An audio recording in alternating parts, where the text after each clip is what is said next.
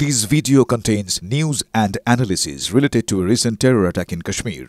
The content may include sensitive visuals and discussions that could be distressing to some viewers. Viewer discretion is advised. We strongly condemn all forms of violence and terrorism. The purpose of the content is solely to inform and create awareness based on verified reports. আমি তো সেই জায়গাতে নেই, আমি external affairs মিনিস্ট্রিতেও নেই, আমি ministry of home অ্যাফেয়ার্সেরও নই, আমি খুব সামান্য একজন কার্যকর্তা। কিন্তু আমার একটা দৃঢ় বিশ্বাস আমার প্রধানমন্ত্রীর উপরে, কারণ আমি জানি আমার প্রধানমন্ত্রী আমার অভিভাবক, শুধু আমার নয়, আপনার এবং 140 কোটি মানুষ এবং যে ব্যক্তিকে পাকিস্তানে ধরে রাখা হয়েছে।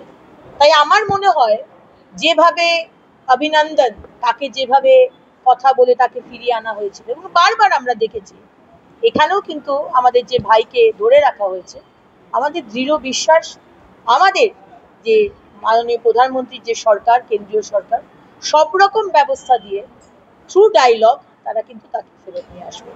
এই দৃঢ় বিশ্বাস আমার আছে মাননীয় প্রধানমন্ত্রীর উপর।